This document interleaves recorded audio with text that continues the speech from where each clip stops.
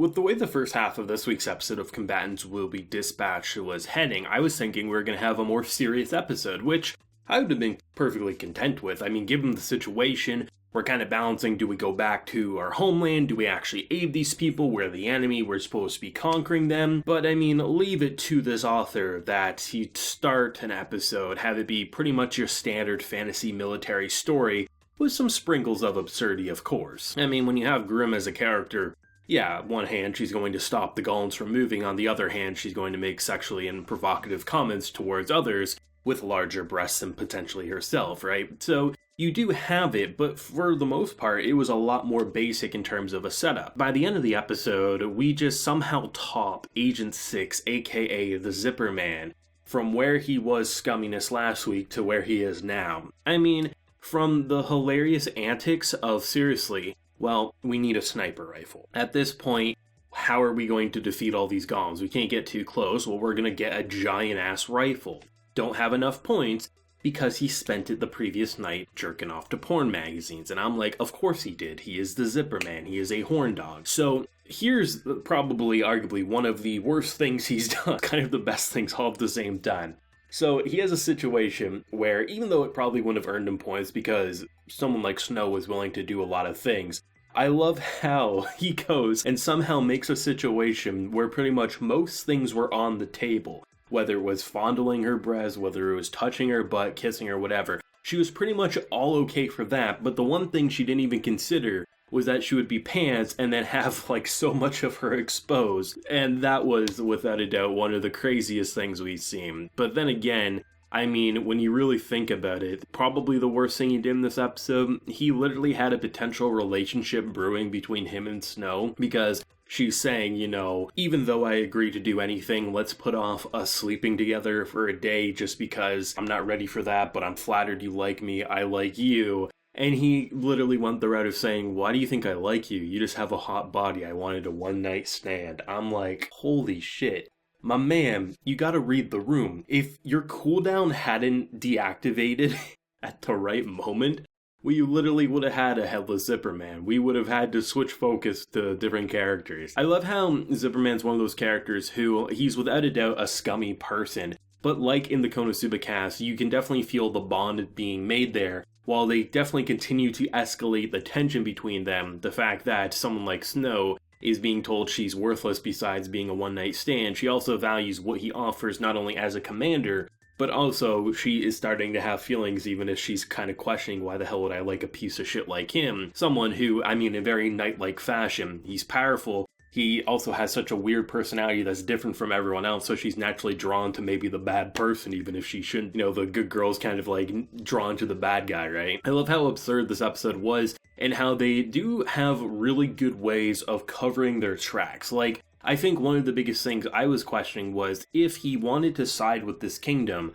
how would he not only still remain to be able to be as powerful as he is, because the reason he's so skilled, outside of his obvious equipment that he has, is that he can buy things and have them transported to this world via the evil points. If he betrays the organization, he'll no longer be able to do that. Sure, maybe he'll be able to, like, get something before then, but seemingly once he uses something up, it then goes away. I mean, he doesn't have the same sniper rifle anymore and things like that. But then again, she still has her shotgun, so maybe it does work that way, and maybe it's only certain things that will go away after they've been drained or something. But nonetheless, I mean, from shotgun bullets to recharging the sword, they need to have evil points and a way to spend them. So by him being in the negative, and we learn that if you go back to your homeland, back to the organization with negative points, you're pretty much being tortured. And on one hand, that might be something he's into, granted some of their uniforms. On the flip side, it probably means you're going to get killed and your legs broke, which is not fun. So by him having negative points, it allows the organization to simply look at it being like, well, why would anyone want to come back if they know they're going to be punished?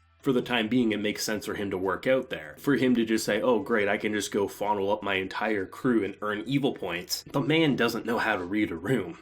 But I think the thing that's really making the cast stand out more and more is how obviously we've had it a lot with Snow, where she's starting to recognize that she values him as a commander and a friend and potentially even a love interest. But I like how Alice herself in this episode at the very end, where he calls her partner, and she's like, I'm just a support android. She views herself as an object that aids him. That's why, things like sexual perversions and things like that just kind of go over her head, because she just doesn't care, just thinks he's an idiot. But the fact that she actually is starting to respond in a positive way, like, oh, he views me as a partner, not a support android. I like how the cast is definitely bonding more and more. And I firmly believe by the end of the battle where you see Hsieh and how the man went into a Beyblade, right? He has this giant chainsaw sword. It looked like something mixed from like Final Fantasy and Gears of War all in one. And he's spinning around going crazy. He unlocks beast mode.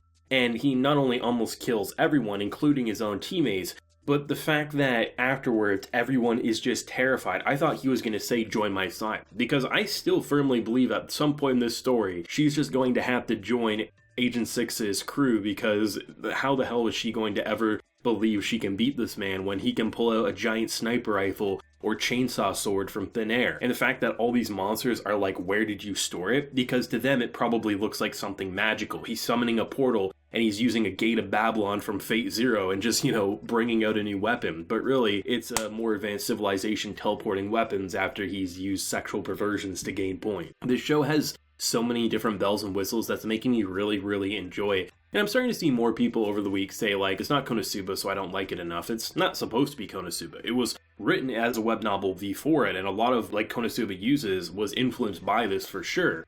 But it is, without a doubt, its own story, and what makes it so fascinating to me is how the world blends something that you don't see enough of.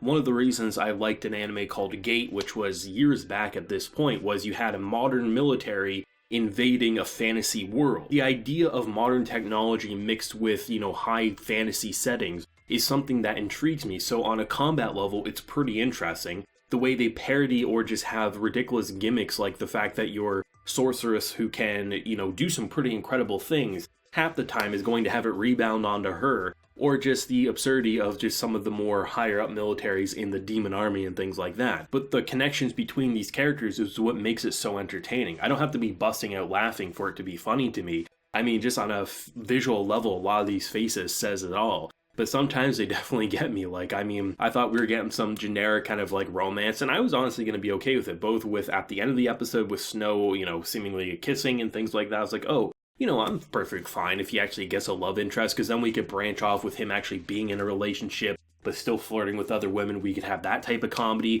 And even in the episode beforehand, where she's saying, do whatever you want to me to earn evil points, he does the one thing that she wasn't and didn't want to happen. There's still so many ways to take the comedy in new directions and have it be so awful but so funny all at the same time. I truly believe, though, at this point in time, Alice might be my favorite character in the cast. As much as I love the Zipperman and how shitty he is, there's something so interesting about someone who really is that neutral party. When she's encouraging him to do shitty things, it's funnier than if someone else does it, or Agent 6 himself, because she's not doing it for like a shitty reason. She's just logically saying, do this and we'll earn points and live. I love how nonchalant and how straight and narrow she is, and how over the episode she's slowly becoming more and more of a person rather than a support android, and I really enjoy it. But I can't say I would change anyone. Like, even the balding guy in the episode who gets duct taped to his head. I like having characters like that for the absurdity and slapstick comedy that they present. This was a great episode. Definitely one of my personal favorites that we've seen in the show so far. It's hilarious, and I think they did a good way of covering their tracks to keep Agent 6 there without it feeling stupid. Like, there's no reason that they should continue to support him and send him weapons if he's clearly, doing things for his own reason and not aiding the organization, right? Great episode, hilarious, and poor Snow and poor Hsieh is all I can say right now. Let me know your thoughts and feelings down below. Where do you think I'll go with next week's episode? If you enjoyed the video, leave a like, share, your support, and hit that subscribe button if you happen to be new around here. So until next time, everyone, please take care and have a good one.